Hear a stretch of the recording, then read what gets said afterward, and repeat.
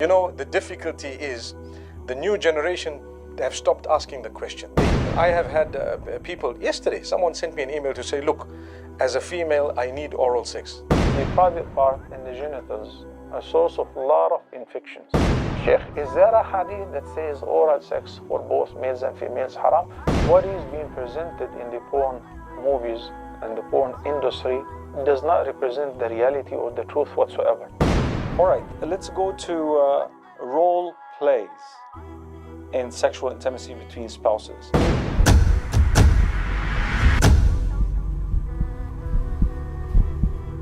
Assalamu alaikum wa rahmatullahi wa barakatuh, my brothers, my sisters in Islam. Bismillah, walhamdulillah, wa salatu wa salam ala rasulillahi sallallahu alayhi wa sallam. Unplugged, a video series that we have started, alhamdulillah rabbil alameen, a couple of years ago, and it reached the millions by Allah's favor and blessings, alhamdulillah. May Allah subhanahu wa ta'ala make these videos beneficial to one and all. But one episode in particular that attracted the attention of so many around the world, and towards the end of that episode, we made a plea. We actually reach out to you and we ask you to provide a feedback. And that episode was the last one when we were in Indonesia together, myself, Dr. Muhammad Salah, Mufti Menk, and we told you that based on your feedback, we will inshallah ta'ala record a second episode. And that was the sexual responsibility and roles in Islam for, of course, married couples. May Allah subhanahu wa ta'ala accept from one and all. But before we dig into the discussion of part 2, I owe you an apology, Mufti.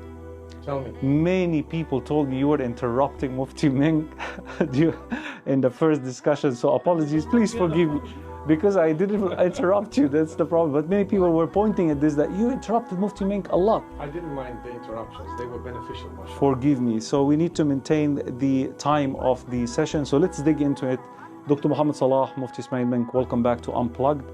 And the first question which came a lot, by the way, this episode is based on the comments of the first video, and one of the questions that came throughout the pages of Mufti Menk, Dr. Muhammad Salah and myself is oral sex. Is it halal? Is it flat out haram? Are there anything in particular permissible, not allowed? Bismillah. Take the lead. Bismillah. Basically, there are two opinions among the scholars. There is the opinion that says that nothing of that nature is permissible because of a person being a believer. You use the tongue and the mouth to say the shahada and so on, and the honorable things and so on. And the other opinion says, look, if someone wants to lick their nose or do something, it's considered perhaps not upon a level that would be encouraged or something, but to move to the level of prohibition would be beyond what is clearly stated as a prohibition. So the two opinions, one is that it should be avoided, and the other is there is a scope of permissibility. Perhaps Dr. Muhammad can elaborate on that a little bit further, because I'm sure he would have greater experience with Huda and with all the questions that he gets usually. You know, the difficulty is the new generation have stopped asking the question. They involve in it without asking, and they say, look, what is haram in this? If it is clean, and if it is if there is no dalil specifically prohibiting it, why are you prohibiting it for us? So they stopped asking. So we're basically talking to those who are really concerned, and maybe the older lot. I have had people, yesterday someone sent me an email to say, look, as a female, I need oral sex. This is the question. And I recently got married. My husband is not going to do that. He said it's prohibited. What do I do? I'm not going to. It's early on in the marriage. And it's a tough one to navigate, because I can't convince you to follow an opinion. If the husband believes that it's not allowed, I mean, how do I convince him, look, there is another opinion? And if someone is following the other opinion, how do I convince them the other way? Dr. Muhammad, you have to really navigate through this one, because it is one of the crucial questions that need to be hit head on. You have the I don't want to call it the old school, but you have the... You already did. No, I don't want to call it the old school, but there needs to be a balance. But there are people out there are coming now saying what's halal, what's haram, without really being grounded. Okay, to start with, can I say something really important, more important than the question of oral sex? That is, please ensure that your private parts are very, very clean at all times. That's something that you should never compromise. And this is why you and I know about halqul ana, that the removal of the hair of the entire private area is something from the fitrah. And we should be doing it on a regular basis. Some people have asked, are you allowed to laser? Are you allowed to wax? Are you allowed to remove this way? You remove it however you have to. You just give him another question though. Allahu Akbar. Yeah. Allahu Akbar. You add it to the list, mashallah. We added to the But this is list. something very important for people to know. Yes, do you see how deep it goes? So this time I'm interrupting you, Habibi. Allahu Akbar. So nonetheless, the place needs to be clean. I mean, if someone wants to really, if they can really kiss someone on the nose and bite the nose and lick somebody's nose and lick somebody's ears, I mean, if the place is generally clean, it's very different from if, you have green snots coming out and you say, can I lick the nose? La hawla wa la quwwata illa billah. May Allah forgive us. Sorry about that. That's the third question. Licking the nose. Alhamdulillah wa salatu wa salamu ala nabiyyi Mustafa wa ba'd. Alhamdulillah, Islam and science go hand in hand. And they are in harmony in every aspect by the grace of Allah. So it is very important also to consider the pathological aspect of it. The private part and the genitals are a source of a lot of infections. Especially, there are a lot of people who may have STDs, like HP and human papilloma and so on, and they don't know, only when it breaks out. The transmission, not necessarily because of sexual contact. There are so many reasons, the clinics, the toilet seats, the public toilet seats, etc. So if it happens, and one of the partners, especially the female, happen to pick any of these STDs, and you can imagine a person is putting his mouth where there is STDs, sexual transmitted diseases. This is completely not advised, because it's not about the cleanness. You're talking about viral infection. So it's sitting there, even if you wash so many times. But even in this case, penetration would be also not advisable. Well, if they are having sexual contact, then one time is sufficient to pick it up. Okay? But we're talking about admitting it to your mouth and having those, rashes and so on your lips. And so the pathological aspect of it is very, very important to consider. This is a place which is full of microorganisms, infection. So maintaining its cleanness, as my dear brother said, is something really important, especially when you happen to use public toilets and stuff like that. Secondly, yes, there is no direct prophetic prohibition. It's neither mentioned in the Quran nor in the sound hadith that the Prophet ﷺ said don't do oral sex. As a matter of fact, last time when we spoke about anal penetration, yes, there is a straightforward hadith forbidding that. But when it comes to oral sex, and since it was not even considered, it wasn't on the screen, it wasn't something that people even inquired about in the past, simply because of the widespread of the porn clips and having these sceneries available to everyone. Then people started To learn. Getting aroused, learning, trying to experiment, Navigating. But in a Muslim society and in a modest society, never ever anyone thought about it before. But since it is there, we have to handle it. We have to attend to the viewers and to the Muslim Ummah. It is our responsibility. So in brief, Sheikh, is there a hadith that says oral sex for both males and females haram? No, there is no hadith. So then it's not haram. Well, there is no hadith. But there is a hadith in which the Nabi sallallahu alaihi wasallam disliked touching one's private part with the right hand. He said always use the left hand. Do not touch the very private part with the right hand. This is the hand, not the mouth. So if you look at it from the perspective of not the old school cleanness, considering that this tongue is normally used for the remembrance of Allah, the recitation of the Quran, it is better to avoid it. But do we have a reference where the Prophet ﷺ said it is haram? No, we don't. So let's put it this way.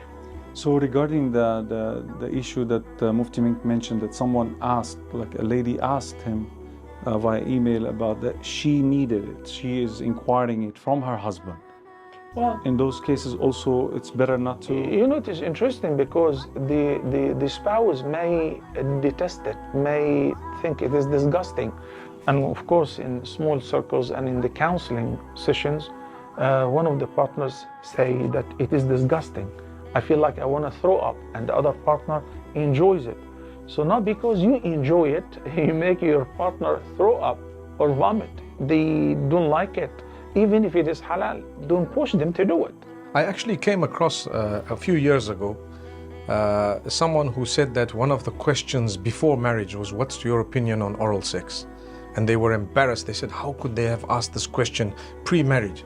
And I said, you know what, maybe you just need to answer the question and say what you think. They should. Maybe They should. It's an important thing. You know? It is, because if one of the partners, whether he or she, the future partner, dare to ask the question, that means it represents to them an ideology. You see, there was a time when this was not even asked because it didn't exist. I mean, people might laugh at it, but there was a time, like if it did happen, it would have been mentioned somewhere in the kutub, somewhere in the Hadith, somewhere in the yes, or in the Islamic history. But because there is no mention of it before a certain time, so it's become urf, or it's become from the urf of certain people, it's seeped into, you know, those who were more modest about this particular thing. And that's why today the debate is such that, like I said earlier, the young generation, they don't, to them, it's not even a question, and honestly so. Because there was a certain event I attended, and one of the things that I tried to ask a few of the youngsters is, you know what exactly are your views on this? And you know, they said, what do you mean? It's not, besides anal penetration. Besides anal penetration, there's nothing else that is haram. And and because pornography became the main primary educator in this area, walayadu billah, may Allah protect us. Now we receive a lot of emails from husbands and from wives that the actions, the disgusting action shows in these films also have entered Muslim homes as a result. I remember in Medina, we asked one of the mashayikh there when we were students, just young, and he said it's not recommended, but you can't say it's prohibited. They left it at that. And we were, that time I was too young and shy to even ask further. We just kept quiet, and you know, one thing Brother Wael just brought up, talking about the porn industry, that we need to share with the viewers something really important.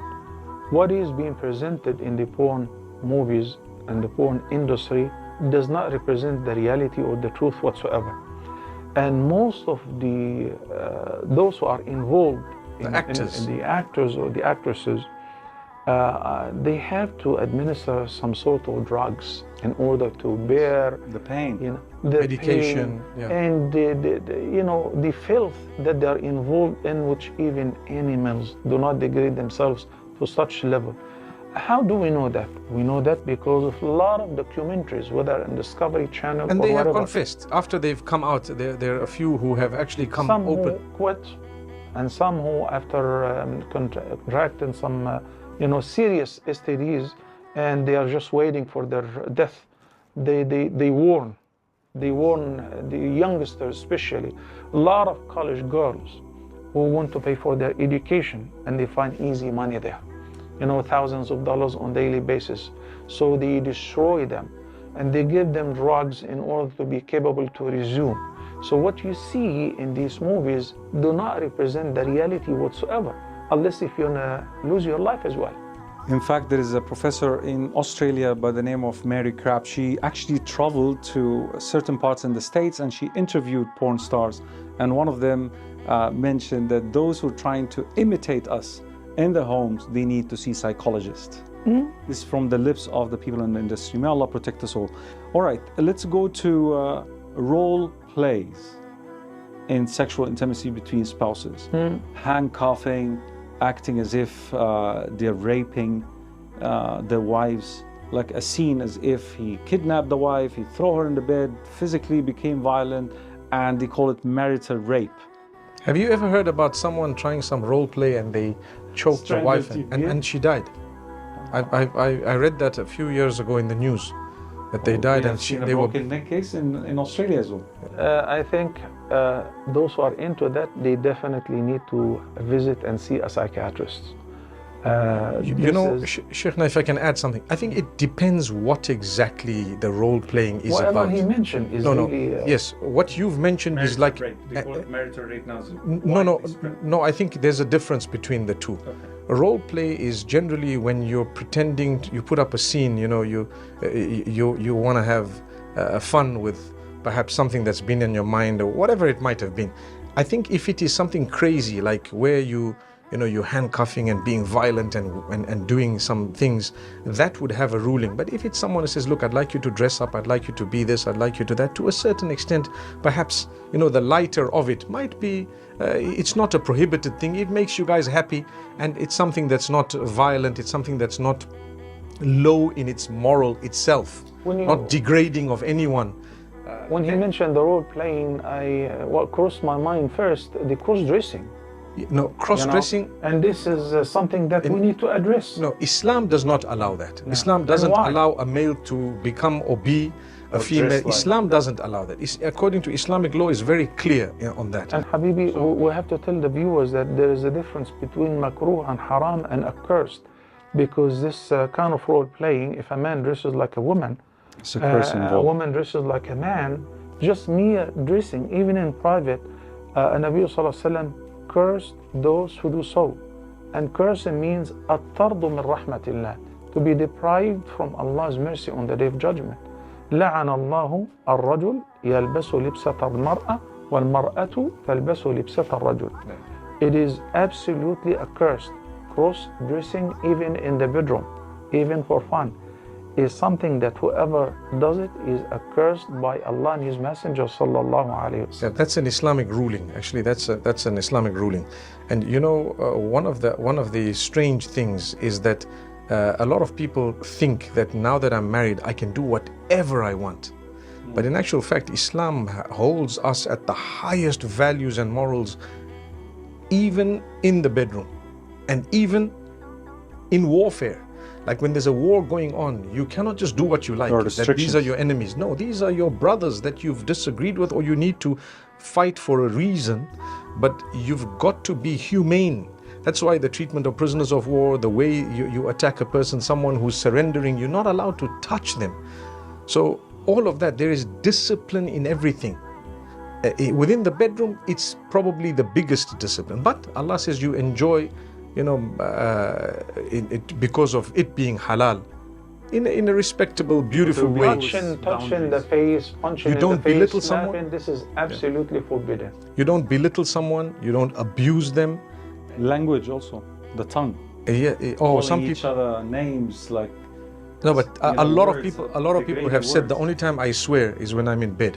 Can you imagine? People say when they swear. What kind of swearing first? So calling his wife, for example, a word that is known for people who does the fahisha, wal-'iyadhu billah, those kind of words that also are heard usually on these pornographic films. BIT basically. And the Prophet ﷺ also taught us about several diseases of the tongue, that a man may utter a word that may anger Allah subhanahu wa ta'ala, and as a result of it, yahwi biha fi jahannam sab'una kharifa. Someone may utter a word for as a result of the anger and the wrath of Allah subhanahu wa ta'ala. Such a word may take its utterer to hellfire wal-'iyadhu billah for 70 years. So is this allowed in Islam? Is this something that acceptable within? Well, this is a very sensitive topic, and to be honest with you, only a word which incur a fahisha. Like in Islam, if a man says to any person a word which a lot of people use, such as, I'm sorry to say the word bastard, which means born out of wedlock. Am I correct? Yeah. This word is it requires a severe punishment in Islam. It's called qadhf. It's even mentioned in Surah An-Nur. And the accusation, even if it is just a joke, it is punishable in Islam.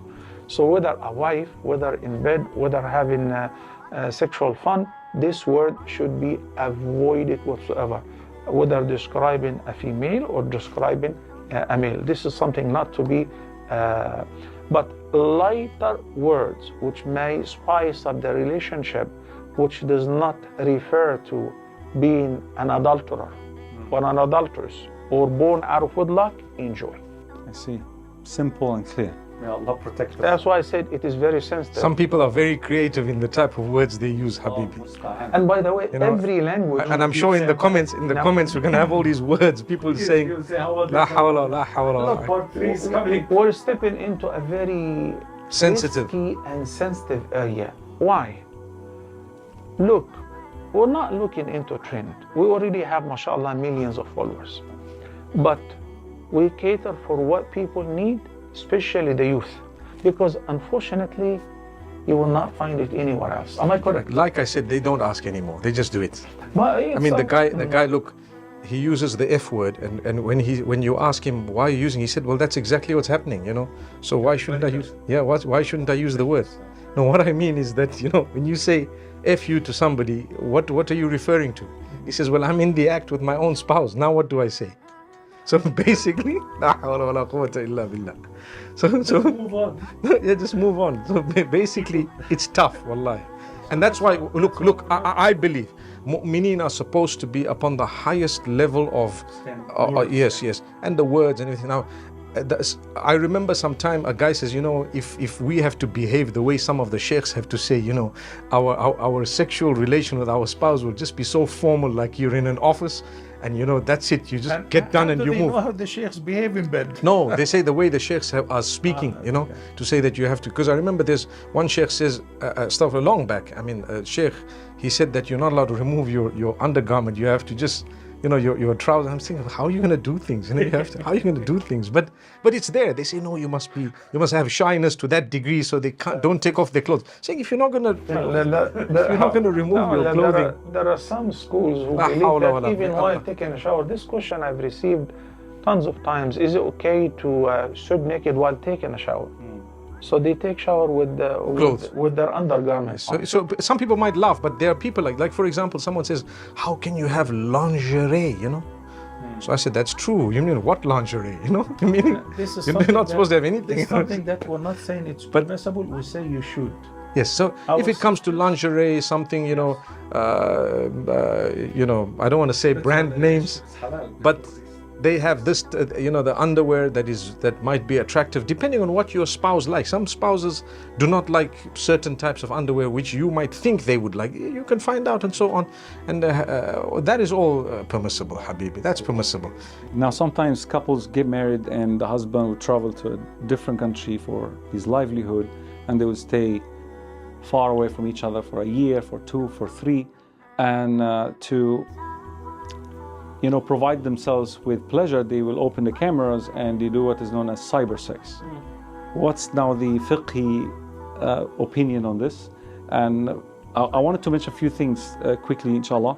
By the way, those who open their cameras and engage in these, what is known as cyber sex, be absolutely vigilant, even if you're married couples, because there are hackers out there who works for these pornographic sites. They are hunting these types of conversations to download your video. A lot of families' lives have been destroyed as a result.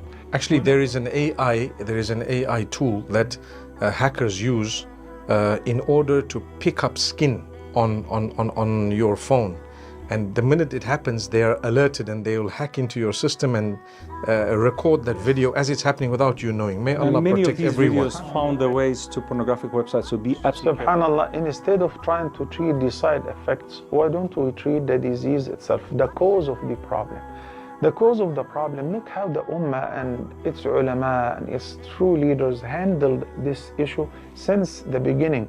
When Umar ibn Khattab radiyallahu anh, while walking in the streets, investigating the condition of the Ummah, the Ra'iyya, and he heard a woman, she was making a poetry, how much she's missing her husband, and had it not been for the fear of Allah, somebody else will be in bed with her right now.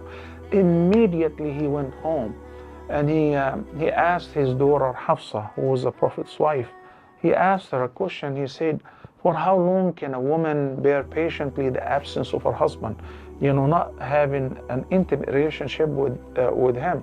And she realized that he's asking for the benefit of the Ummah. She said, 4 to 6 months. So immediately released a decree. All the Muslim commanders of chiefs, because the Muslim armies were spread all over during the time of Umar ibn Khattab. This woman's husband was deployed in one of the armies. So he said that maximum period of absence is 6 months. 4 months on the battlefield or in the military camp, and 1 month traveling and 1 month returning, because the journey, it takes a month or so. So total maximum 6 months. That's what? And during, Battlefield. now this question was presented to me tons of times, especially on Ask Huda. So I advise those who are called the kafil, the sponsors, the expats who come from all over the world, in order to work, to earn their living, especially in the Gulf. So some, they take their passports away and they promise them next year, and they end up working for several years without having a chance to return, to check on their families physically, not only to have an intimate relationship, but also to see his mother before she died, his father before he's married, his son when he got married, whatever. I would like to tell our rich brothers, those who have companies and businesses and hire a lot of expats, this is superior to building a masjid. This is superior to giving in a charity here and there, even if you pay him the ticket out of your pocket. And it is absolutely his right. So if his wife is not living with him, his family is not living with him, once a year they must go back. If you want to follow the sunnah, if you want to become a pious man, couple of times every year, 2 weeks and 2 weeks. So this is an annual leave, 1 month divided every 6 months. And every person signs a contract to understand that it's not only you who have rights, also your wife and your children. When you say decipher sex, and mashallah elaborated on the danger of being recorded and then being exposed. Some people take their lives when they see themselves and their wives, millions of viewership, and they don't know what to do. They're being exposed, even though they thought. That's why in fiqh they say, al-hukmu ala al-shay'i far'un an tasawwurihi. You cannot give a verdict unless if you encompass all the circumstances of the mas'ala. So now we added to the faqih something that if you are online, you're not actually alone. There is Big Brother, there are a lot of hackers, there is AI, there is whatever. So be careful, you're not alone. May I add something really important? Even if if you are on a secure network, and you're sure that it's you and your spouse alone, does it mean that it's okay to masturbate? Because what do you mean cyber sex? You are in a different country, she is in a different country. How would you stimulate her? She would have to stimulate herself. And how would you stimulate yourself? By yourself. That's called what? Masturbation. So masturbation, inducing masturbation and sexual discharge is haram. I know that some of our colleagues said, it's halal, but they are missing one point, which is, they say it's makruh. When does it become okay? When we compare between two cases, two conditions. One which is definitely the person is about to commit adultery. Zina. They say it protects you from the greatest sin, zina. Last night, after we had dinner, I shared with Brother Wael an incident. I don't want to say it live, but a woman approached me in the street, and I figured that she is a worker, one of those who do this kind of like a prostitute. Subhanallah, she's hunting for men. So when a person thinks, since I've been away from my spouse for a while, and there is a fear that the person would fall in zina, big time, in this case the alternative, which is also haram, but it's a lesser haram than committing adultery. So when you hear one of the shuyukh saying that masturbation is halal, it is not absolute halal. When you do it, you understand that you're committing haram. Last resort. It is the last resort in case that you fear committing adultery. A follow-up on this masturbation part, the use of certain toys in the presence of both the spouse are together, but they use, instead of their organs, they use toys to stimulate each other. Is the use of these toys halal or haram in Islam? You see, when the two are together and they're in the bedroom, and it also again depends on the stimulators that someone wants to use, exactly what it is, you know. So you're replacing what you're supposed to be doing with something else totally, then why are you there, you know? But if it is something to spice it up, then again it depends exactly what it is. There are so many things out there, it's crazy. I hope that the viewers are appreciating that we're talking about very sensitive. And another thing, it's tough for us to talk about it because we ourselves are not absolutely sure about exactly what there is. We are only aware of it through questions that come through people who say things and describe things, and it's crazy enough anyway. So I can only imagine what it must be in the real sense, you know. And there is so much that happens. There is, for example, I'll give you one quick example. There's a lady who says, and this happens in many cases, says, you know what, my husband does whatever he has to, he's done, I'm not yet done, and he's just, you know, not even bothered, he can't. So is it okay for me to carry on myself to ensure that I have climaxed? And the husband says, here is a toy for you and you can do your thing, you know. So it's insensitive on the part of the husband. And number two is, what option are you leaving her with? Another thing is what type. Some people use their own hands, right? And some people cannot be stimulated unless they use their own hands. So and that's the addictive part of the action. Yeah, no, and sometimes it depends. Which is permissible if it is the hands of the spouse. Like, you know, masturbation, but by the hand of the spouse is permissible. It's not haram. Because it's part of the act. And that's why if the husband is done, some people have a premature ejaculation and it's some sickness. It's treatable though. And some women have like They take longer. stimulation is very different from woman to woman, according to what I learned. Also simply because of extreme circumcision, as it was done in the past, extreme. In some conditions. So in this case, the husband should carry on with his hand, and that is definitely permissible. All right. Hasbunallah wa ni'mal wakeel. It's Final tough. question, inshallah. There are plenty of questions, but we wanted to cover those. You mean you need a part 3? Yeah, I think so. Wallahi, you're putting us in such a spot. Wallahi, but it's look. People are also, remember, people are appreciating this so much because this is one of the topics that's way less talked about than regular topics which people have been educated on. You know, the sad thing is because of the difference of opinion, there is definitely gray area. So like we say, something is makruh, something is last resort, something is something, you know.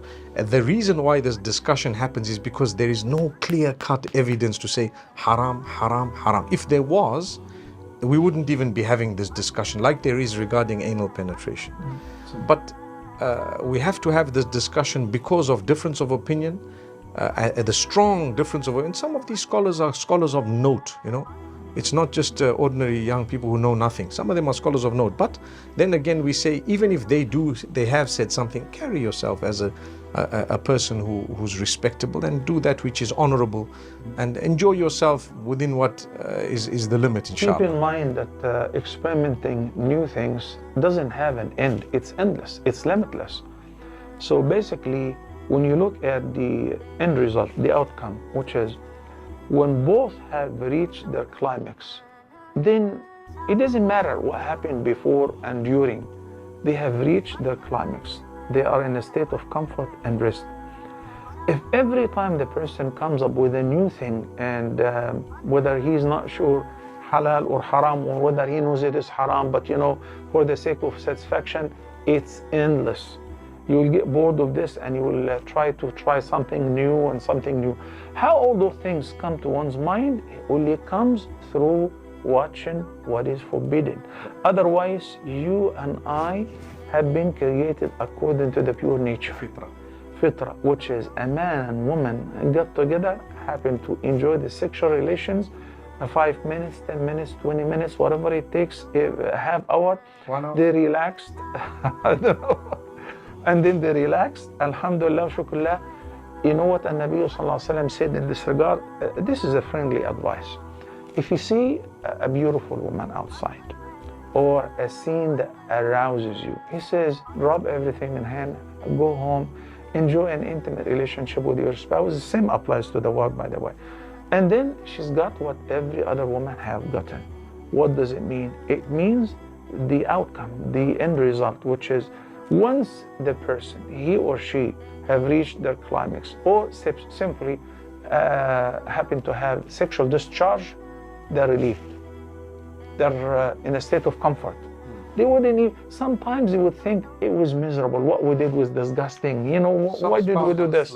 Some spouses punish each other by holding back. They said, you know what, I'm going to hold back because I want to punish themselves. Yeah, in actual fact, يترتب عليه, it causes so many other haram things. So, you know, whenever any one of the spouses would like to fulfill their desires, you must oblige. I mean, even the women, sometimes they say, you know, I have an urge for it. I'm at an age where I really am on a high. And this guy is like, he's not even interested. That is wrong. You have to fulfill it as an ibadah, as a duty, as a right, as something. You are the only person who can fulfill it for her. I have a case. If you don't, wallahi, what do you expect? I have a case, the wife is upset with her husband, so she holds back from him. And then she complains that she caught him watching porn. Okay? And I happened to meet with both of them, speak to them. And I thought that he will deny, say it was by mistake, by accident, you know, whatever. No, as a matter of fact, he didn't deny. He said, yeah, because she's refusing to share bed with me. And for the first time in my life, I was speechless. It's like, you know, okay, even though this is haram, and I can give him lectures and teachings in this regard, but she was the main cause. She did haram too, by prohibiting. The guy says, I was busy all day, I was at work, I came back, I was tired. No, you are married, you have to come back and you have to be energetic, you have to take an interest in your spouse and so on. On the other hand, the spouse says, I've been all day, even if she goes to work or she's whatever, or she's sitting at home, she says, I've been busy with the kids and with this and I can't and I whatever. We are taught you have to make that sacrifice. Whether you like it or not, you have to make it. That is the ibadah. And that is the act of worship. You know, it's a crazy thing. You were going to say the last question? Yeah, because we have plenty of them. I'm not sure, I'm afraid now to promise any part 3, but I'll leave that to you to decide. Inshallah, our next journey will be in Inshallah, Africa. We're back to Africa later. We're here from Hong Kong. But inshallah, we'll leave that to later. Maybe we can decide. But the final question is using contraceptive methods during sexual intercourse, like condoms and whatnot, flavored, they call it now flavored condom, to enjoy the oral part of the sex and whatnot. Permissibility, halal, haram, what do you think? Well, wearing condoms or similar contraceptives for women, this is permissible. This is definitely permissible. In order to, in order to arouse further towards oral sex, the question was answered in the beginning of the session. But it's definitely much lesser than if it is without the condom or such contraceptives, because there will be a direct contact with the genitals, which we said that we should really avoid it. For many reasons, pathological, medical reasons, and also the religious reason. There are many types of... But we didn't say it is haram. Yes. There are many types of contraceptives. The reversible ones generally are permissible, but the condition is you must look at the side effects for you with that particular contraceptive. A lot of people complain that the pill causes long-term bloating and it has long-term effects, and then later... And DVTs. Yes. It has a lot of side effects. So some people prefer the IUD or the coil or different types of medication. I heard about that. IUD is very popular. Yes, very and popular. you have to make sure that whatever is suitable. Perhaps a lot of people suggest that the condom is probably the most suitable. It might be uncomfortable for the male. Yeah. كنا نعزل والقرآن ينزل يعني. So the withdrawal method is effective only for those who have control of it. A lot of people ejaculation, but outside, yes. So basically, there is a permissibility there, obviously.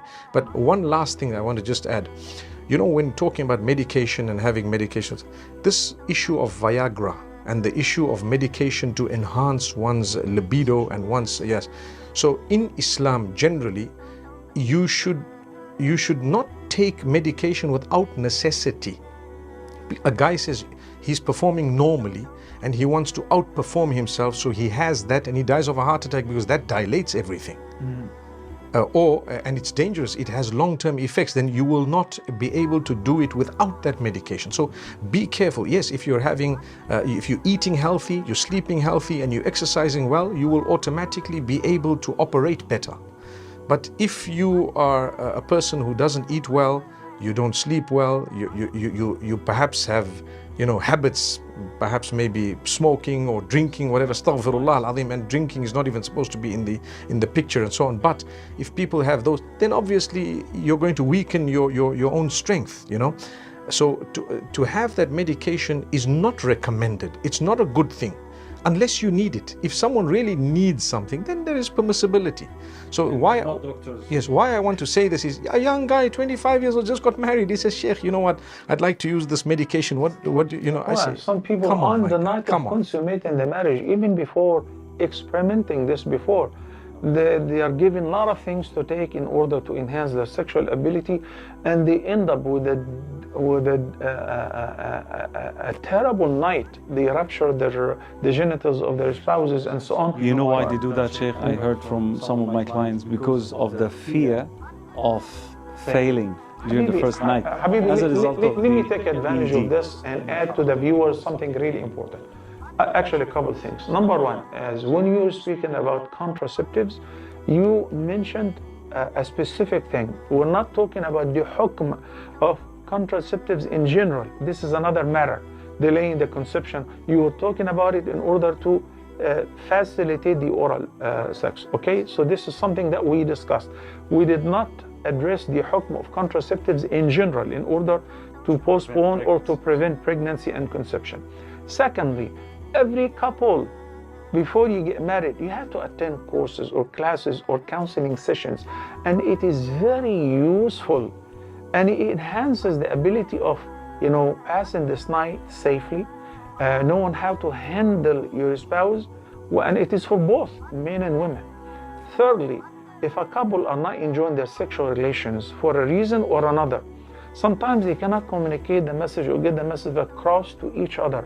Accordingly, they go into their own cave and they start browsing and enjoying their life in private, their miserable life in private.